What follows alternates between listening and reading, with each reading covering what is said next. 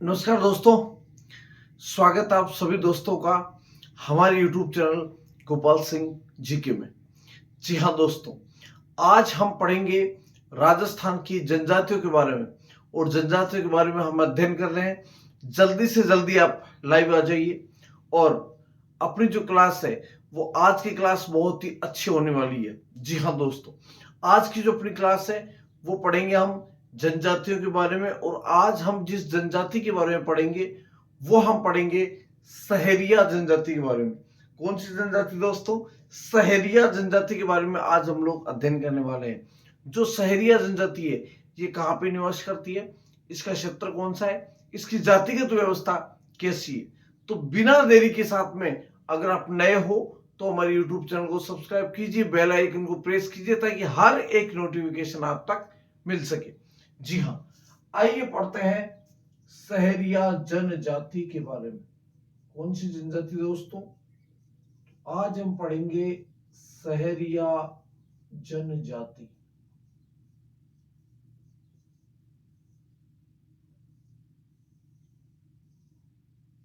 आज हम सहरिया जनजाति के बारे में अध्ययन करेंगे। सबसे पहले बात करते हैं कि सहरिया जो शब्द है ये किस भाषा का है। तो देखिए, जो सहरिया शब्द है ये फारसी भाषा के शहर शब्द से बना है। सहरिया जो शब्द है ये सहरिया शब्द फारसी भाषा कौन सी? फारसी। तो दोस्तों फारसी भाषा के शहर शब्द से इसकी उत्पत्ति हुई है। फारसी भाषा के शहर शब्द से इस शब्द का निर्माण हुआ है। किसका? सहरिया का। और इसका शाब्दिक अर्थ होता है जंगल। शाब्दिक अर्थ क्या होता है दोस्तों इसका शाब्दिक अर्थ होता है जंगल।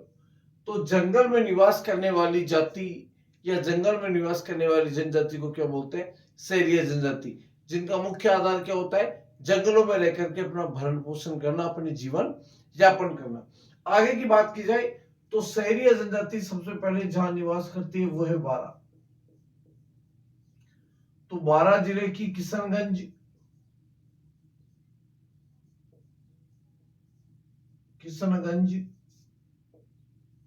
और एक है शाहबाद। तो शाहबाद और किशनगंज तहसीलों में निवास करती है। इसके अलावा आपके कोटा में, और कोटा की बात की जाए तो सहरिया जनजाति झालावाड़ जिले में भी निवास करती है। कौन से जिले में दोस्तों? झालावाड़ जिले में भी सहरिया जनजाति निवास करती है। अब बात की जाए, ये हो गया इसका निवास स्थल। अब पढ़ते हैं कि सहरिया जनजाति के बारे में और कुछ क्या है। तो ये जनजाति सबसे पिछड़ी हुई जनजाति मानी जाती है, आर्थिक दृष्टि से भी, शिक्षा की दृष्टि से भी, सामाजिक दृष्टि से भी। इसलिए इस सहरिया जनजाति को भारत सरकार ने आदिम जनजाति घोषित की हुई है। तो जो सहरिया जनजाति है इसकी महत्वपूर्ण अंक क्या है कि भारत सरकार ने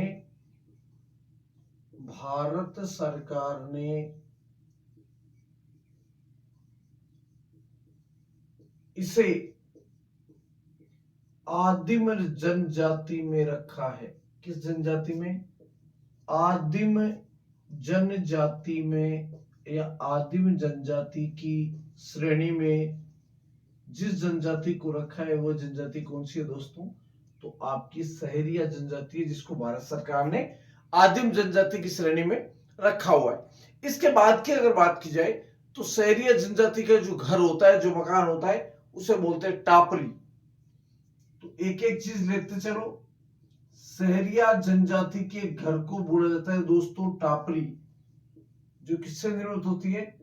तुम्हारी लकड़ी घास फूस से बना घर, लकड़ी व घास फूस से बना जो घर होता है, इस घर को क्या बोलते हैं? टापरी। इसके बाद में ये हो गया इनका घर। फिर सहरिया जनजाति के बारे में आगे की बात की जाए तो सहरिया जनजाति की जो बस्ती होती है, टापरी, छोटी छोटी टापरियां होकर के फिर एक बड़ी बस्ती। तो सहरिया जनजाति की जो बस्ती होती है इस बस्ती को बोलते हैं सहराना। तो सहरिया जनजाति की जो बस्ती होती है इस बस्ती को बोलते हैं सहराना, ठीक है, सहराना। छोटी छोटी छोटी छोटी बस्तियां होती है, सारी बस्तियां बसी हुई होती है, उसे क्या बोलते हैं, सहराना। अब देखो सहराना में जितने भी इनके सहराने होते हैं, 5, 10, 20, 50 सहराने, इन सहरानों के बीच में इनका एक सामुदायिक भवन होता है, जिसे बोलते हैं हथाई बंगला। हथाई करना मतलब बैठ के बातें करना, कोई भी छोटी मोटी चीज है उसका निर्णय करना। तो जो इनका सामुदायिक भवन होता है, सामुदायिक भवन, इस सामुदायिक भवन को दोस्तों क्या बोला जाता है, तो शहरिया जनजाति के सामुदायिक भवन को बोलते हैं हथाई बंगला। क्या बोलते हैं, हथाई बंगला। तो शहरिया जनजाति का जो सामुदायिक भवन है, जो प्रत्येक सहराने में, जितने इनके सहराने होते हैं, सहराने के बीच में बनी हुई एक झोपड़ी होती है, बांस की बनी हुई, जिसे बोलते हैं हथाई बंगला। इसके बाद में बात की जाए तो शहरिया जनजाति की जो बस्ती होती है, इसे बोलते हैं सहराना। बस्ती हो गई शहराना। इसके बाद में बात की जाए तो इनकी बस्ती से फिर क्या होता है दोस्तों, बड़ा गांव होता है। और शहरिया जनजाति में जो गांव होता है, इस गांव को बोलते हैं सहरोल। गांव को क्या बोला जाता है, सहरोल बोला जाता है। अब गांव आ गया, गांव को बोलेंगे सहरोल। तो सहरोल का मुखिया या गांव का जो मुखिया होता है, इसे बोलते हैं कोतवाल। क्या बोलते हैं, कोतवाल। किसको बोलते हैं, कोतवाल, मुखिया को। तो दोस्तों शहरिया जनजाति में मुखिया को क्या बोला जाता है, कोतवाल बोला जाता है। क्या बोला जाता है, कोतवाल के नाम से इसको संबोधित किया जाता है। अब देखो एक लाइन का ध्यान और रखना है, एक चलती है इनकी जंगल में पेड़ों के ऊपर, या पेड़ों पर, जंगल में बने घर। ये लोग जंगल में पेड़ों के ऊपर जो घर बनाते हैं, इन घरों को दोस्तों बोलते हैं गोपना। इसी को बोलते हैं कोरुआ। क्या बोलते हैं दोस्तों, कोरुआ। और इसी को क्या बोलते हैं, टोपा। इसी को क्या बोलते हैं, टोपा बोलते हैं। एक बार वापस से इसका रिवीजन कर लेते हैं, बहुत ही अच्छे से समझ में आ जाएगा। शहरिया जनजाति फारसी भाषा के शहर शब्द से बना है, जिसका अर्थ होता है जंगल। मतलब जंगल में निवास करने वाली जो जनजाति है, वो कौन सी है, शहरिया जनजाति। शहरिया जनजाति 12 जिले की किशनगंज और शाहबाज तहसील में निवास करती है। इसके अलावा कोटा और झालावाड़ में भी यह जनजाति निवास करती है। राजस्थान में जितनी भी जनजातियां हैं, इन सभी जनजातियों में सबसे प्राचीन जनजाति होने के कारण, प्राचीन नहीं बोल सकते, सबसे पिछड़ी हुई, सॉरी, जो पिछड़ी हुई जनजाति होने के कारण इसे भारत सरकार ने आदिम जनजाति की श्रेणी में रखा है। अब देखो शहरिया जनजाति के घर को कहते हैं टापरी। क्या कहते हैं, टापरी। फिर छोटी छोटी छोटी छोटी टापरियों से मिलकर क्या बन जाती है, बस्ती। बस्ती को क्या बोलते हैं दोस्तों, सहराना। बस्ती में 10, 20, 50 घर हो गई। इन घरों के बीच में जो बांस का एक मकान बना हुआ होता है, उसे बोलते हैं हथाई बंगला, जो इनका सामुदायिक भवन होता है। शहरिया जनजाति के गांव को बोलते हैं सहरोल। अब गांव को सहरोल बोलेंगे तो गांव का या सहरोल का जो मुखिया होगा, उसे क्या बोलेंगे दोस्तों, कोतवाल बोला जाता है। शहरिया जनजाति के लोग पेड़ों पर या जंगल में जो मकान बनाते हैं, जो घर बनाते हैं, उसे क्या बोलते हैं, गोपना, कोरुआ या टोपा के नाम से उसको जाना जाता है। एक बार इसका स्क्रीनशॉट लो, और हाँ, नए हो लाइक जरूर करना है दोस्तों। स्क्रीनशॉट लो, इसके बाद में बढ़ते हैं आगे की ओर। जल्दी से इसका स्क्रीनशॉट ले लो, बहुत ही जल्दी से इसका स्क्रीनशॉट लो। इसके बाद में बढ़ते हैं हम आगे की ओर। जी हाँ दोस्तों, इसके बाद में बढ़ेंगे आगे की ओर।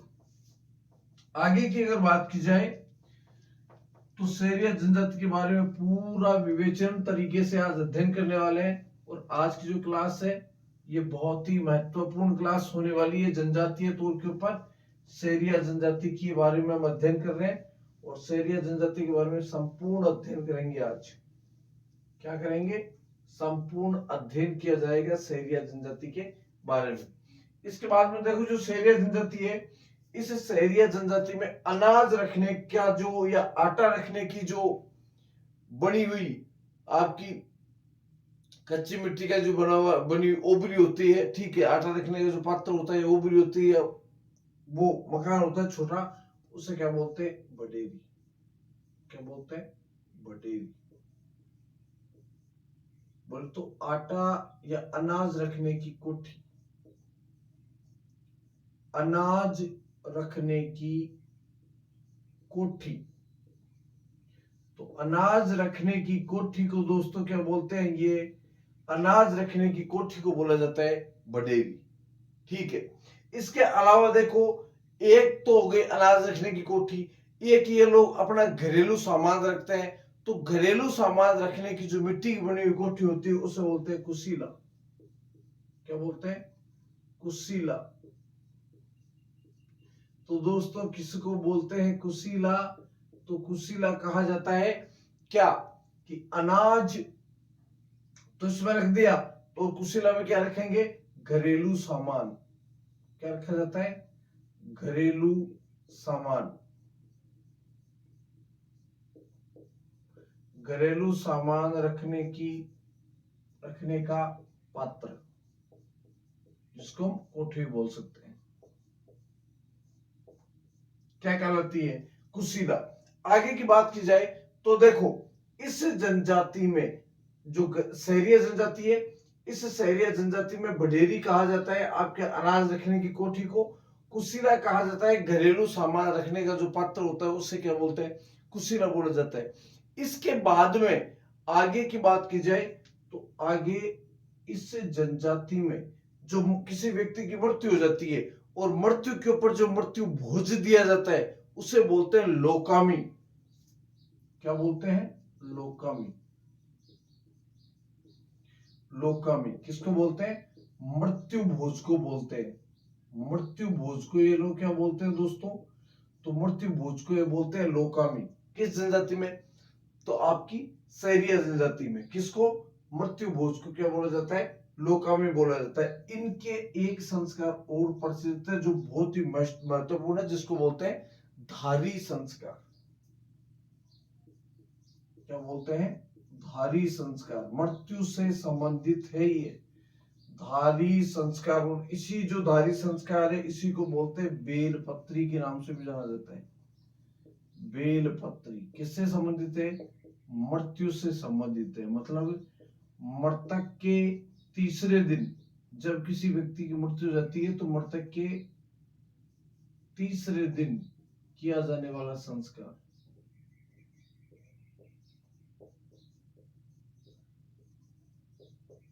क्या किया जाता है? इसमें क्या होता है देखो दोस्तों, इस जो सहरिया जनजाति है, इस सहरिया जनजाति में जब किसी व्यक्ति की मृत्यु हो जाती है, उसकी मृत्यु होने के पश्चात उस व्यक्ति की मृत्यु के तीसरे दिन उसकी हड्डियां इनको एकत्रित किया जाता है मिट्टी के साथ में, किसी गमले में उल्टा मिट्टी के साथ में उसकी राख को जो उसका शमशान घाट से उसकी जो राख होती है वो लेके आते हैं, उसको रखा जाता है। फिर उसके ऊपर जो गमला होता है उल्टा रख दिया जाता है। तीसरे दिन उसके पद चिन्ह देखते हैं, ठीक है, तीसरे दिन रख दिया जाता है। जब उसका 12वां दिन हो जाता है, ठीक है, उस दिन उसको खोलते हैं और कहा जाता है कि इन लोगों की मान्यता है कि जिस पद चिन्ह वहां पे दिखाई देते हैं वो व्यक्ति उसी योनि में चला जाता है। तो ऐसी परंपरा है जिसको बोलते हैं धारी संस्कार। इसे बेलपत्र के नाम से भी जाना जाता है। आगे देखो, अब बात करते हैं कि सहरिया जनजाति में कौन कौन सी चीजें प्रचलित नहीं है। पहली चीज, सहरिया जनजाति में दहेज निषेध है। मतलब दहेज प्रथा नहीं है। कितनी अच्छी चीज है कि सहरिया जनजाति के लोग कभी भी दहेज नहीं लेते। लोगा के तो दहेज की क्या लगड़ी रहे, डाल जाए खतर, वो गाड़ी चाहिए, नौकरी लगी नहीं, बंगले चाहिए, घोड़े चाहिए, सब कुछ चाहिए। लेकिन सहरिया जनजाति एकमात्र ऐसी जनजाति है जिसमें दहेज लेना निषेध है। एक अच्छी खासी इनकी जो खूबी है वो प्यारी लगती है। दूसरी देखो, सहरिया जनजाति के लोग कभी भीख नहीं मांगते। ये लो साहब, बड़ी प्यारी चीज है। कमा के खा लेंगे लेकिन भीख नहीं मांगेंगे। तो शहरिया जनजाति के लोग क्या नहीं करते हैं, भीख नहीं मांगते। और शहरिया जनजाति में श्राद्ध नहीं मनाते हैं, श्राद्ध नहीं मनाते। किस जनजाति में? शहरिया जनजाति में श्राद्ध भी नहीं मनाया जाता है। शहरिया जनजाति में स्त्री और पुरुष युगल नृत्य नहीं करते हैं, मतलब युगल नृत्य नहीं किया जाता है, युगल नृत्य नहीं किया जाता। किस जनजाति में? तो आपकी शहरिया जनजाति में युगल नृत्य भी नहीं किया जाता। ठीक है। और तीसरी चीज, स्त्रियां होती है वो गुदवाती है, लेकिन पुरुष गुदवाना पसंद नहीं करते। पुरुष गुदवाना पसंद नहीं करते, पसंद नहीं करते हैं। किस जनजाति की खूबी है दोस्तों? तो ये खूबी आपकी शहरिया जनजाति की, कि शहरिया जनजाति में क्या क्या होता है। बडेरी कहते हैं अनाज रखने की कोठी को बडेरी कहा जाता है। कुशीला कहते हैं घरेलू सामान रखने का जो पात्र या कोठी होती है उसे कहा जाता है कुशीला।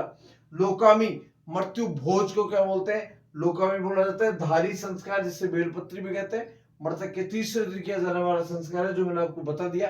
क्या क्या नहीं करती? दहेज प्रथा नहीं होती इसमें, भीख नहीं मांगते हैं शहरिया जनजाति के लोग, श्राद्ध नहीं मनाते हैं, युगल नृत्य कभी भी नहीं किया जाता है, और पुरुष गुदवाना पसंद नहीं करते हैं। मतलब महिलाएं गुदवाती है लेकिन पुरुष नहीं गुदवाते। कौन कौन से संस्कार होते हैं वो भी देख लेते हैं, कौन कौन सी चीज मनाते हैं। देखो, पर्दा प्रथा रखते हैं, मतलब पर्दा रखना, पर्दा रखती है जो महिलाएं होती है वो पर्दा रखती है, और जो महिलाएं होती है वो गुदवाती है। महिलाओं को पर्दा पसंद है, महिलाओं को गुदवाना पसंद है। इसके अलावा नाता और आपका जो विधवा विवाह प्रचलित है, विधवा विवाह होता है, नाता और विधवा विवाह होता है इस जनजाति में। और क्या चीज प्रचलित है? जड़ूला भी प्रचलित है भाई। जड़ूला जिसे क्या बोलते हैं, मुंडन संस्कार इस जनजाति में भी होता है, मुंडन संस्कार भी होता है इसमें। कौन सी जनजाति में? तो भाई साहब शहरिया जनजाति में जड़ूला भी होता है, मुंडन संस्कार भी होता है। इसके अलावा इस जनजाति में भी बहुपत्नी रखने का संबंध है, बहुपत्नी रखी जाती है, मतलब एक से अधिक पत्नी रखने का भी रिवाज जिस जनजाति में प्रचलित है। वो जनजाति भी कौन सी है? तो वो जनजाति भी कौन सी आपकी? तो शहरिया जनजाति है। कौन सी जनजाति है दोस्तों? तो आपकी शहरिया जनजाति है। तो जल्दी से इसका स्क्रीनशॉट लो और इसके बाद में बढ़ते हैं हम आगे की ओर। जल्दी से जल्दी इसका स्क्रीनशॉट ले लो, इसके बाद में बढ़ते हैं आगे की ओर। बहुत ही महत्वपूर्ण क्लास होने वाली है दोस्तों आज की, बहुत ही महत्वपूर्ण क्लास है, इंपोर्टेंट। जल्दी से जल्दी लाइक करना नहीं भूलना है दोस्तों, ज्यादा से ज्यादा क्लास को लाइक करो, शेयर भी करना है, अपने सभी दोस्तों को शेयर कर दिया करो। आप लोग क्लास को शेयर नहीं करते, और कई तो ऐसे स्टूडेंट बैठते हैं भाई साहब चैनल को सब्सक्राइब करना तो जिनको पसंद ही नहीं है ना। तो प्लीज, ये छोटा सा परिवार है और आपका ही है, किसी और का नहीं है, ठीक है। तो लाइक शेयर और सब्सक्राइब कर दिया करो मित्रों। बढ़ते हैं आगे की ओर। इसके अलावा देखो, शहरिया जनजाति की जो कुल देवी है वो है कोडिया देवी। शहरिया जनजाति की कुल देवी कौन सी है? कोडिया देवी।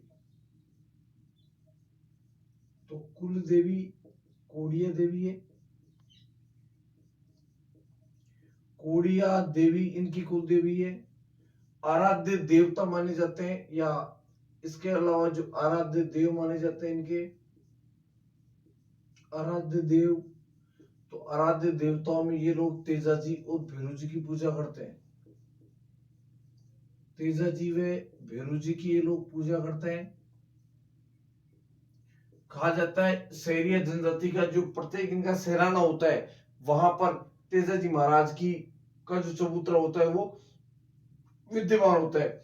शहरी जनजाति में जो विवाह होता है वो हिंदुओं संस्कृति के हिसाब से होता है। तो शहरी जनजाति में जो विवाह होता है, विवाह हिंदू धर्म के हिसाब से होता है।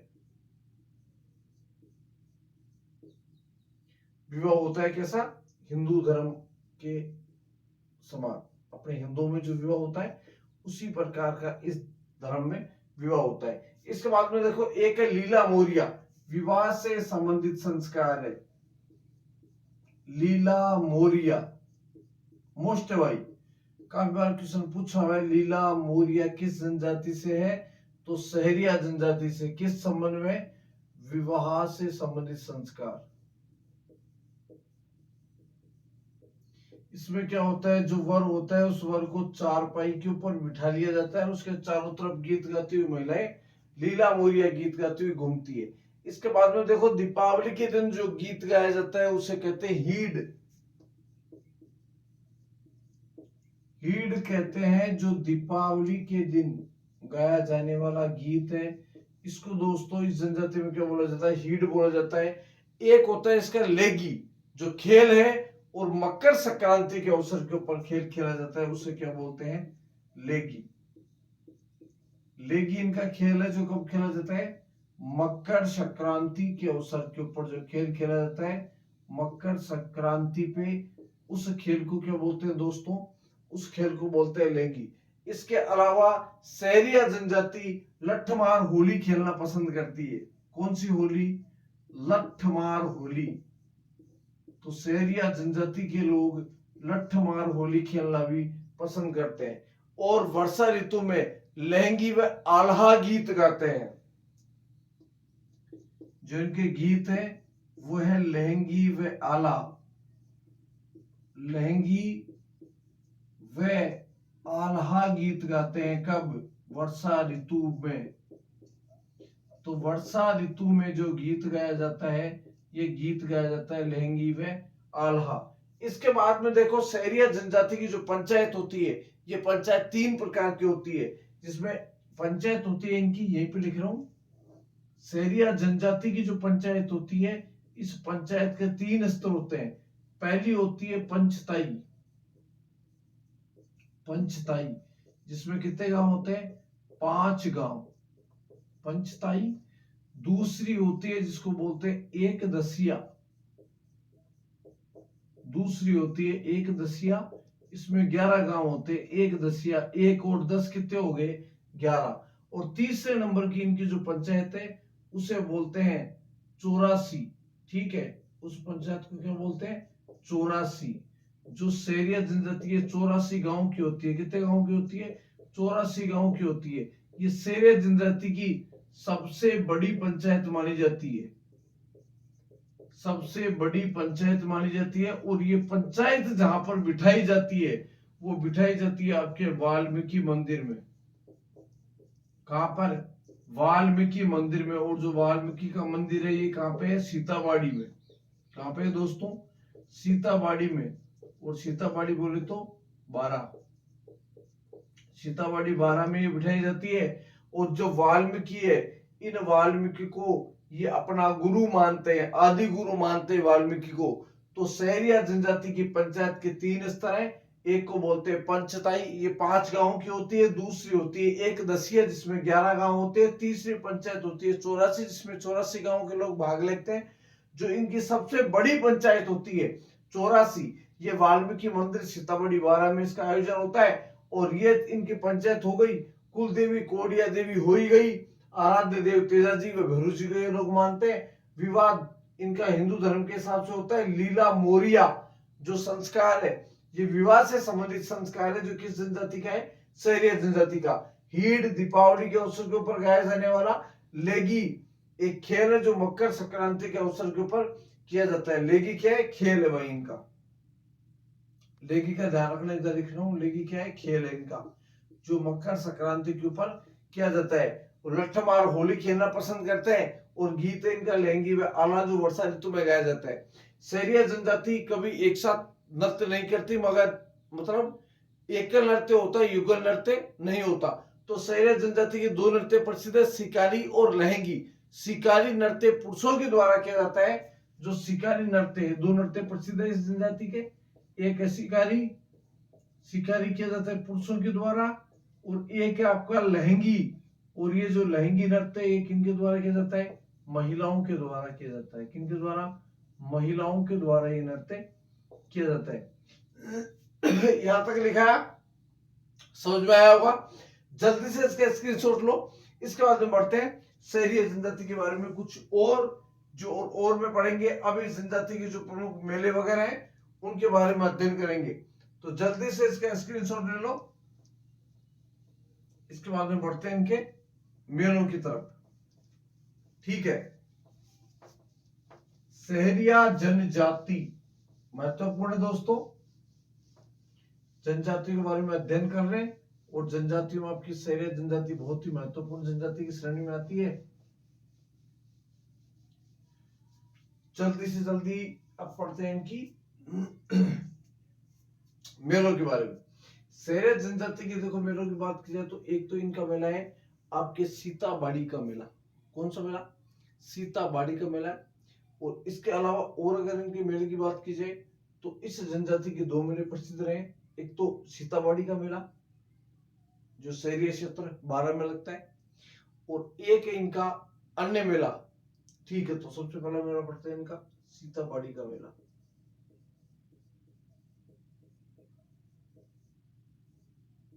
सीताबाड़ी का मेला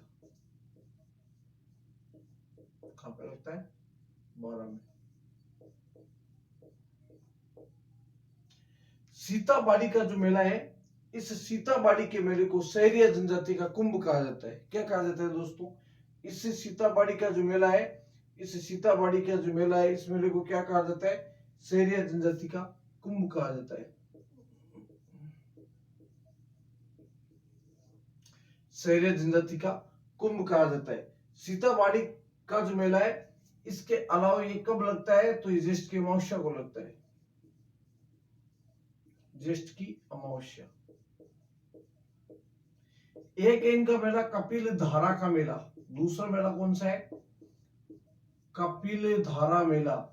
जो कपिल धारा मेला है ये लगता है शहरिया, कपिल धारा मेला लगता है शहरिया क्षेत्र 12 में।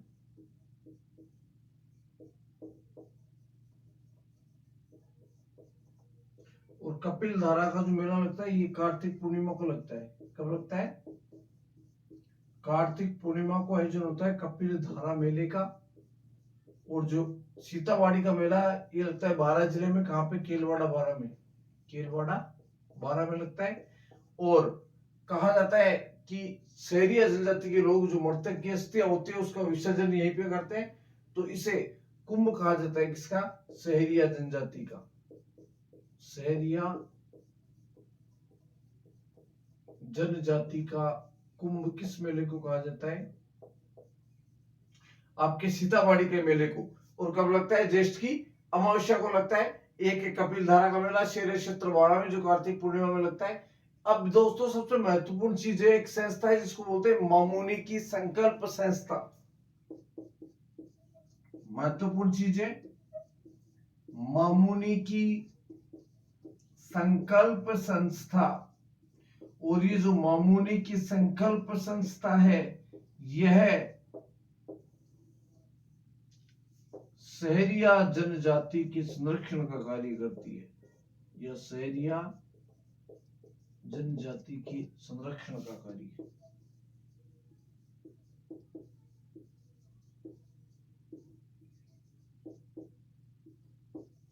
कार्य करती है। ठीक है दोस्तों, तो यहां तक आप लोगों ने पढ़ा। कैसा आपको समझ में आया, कमेंट बॉक्स में कमेंट करके जरूर बताइएगा। आज हमने शहरिया जनजाति के बारे में अध्ययन किया है। नेक्स्ट वीडियो में मिलते हैं एक नए तरीके से। तब तक के लिए जय हिंद, जय भारत।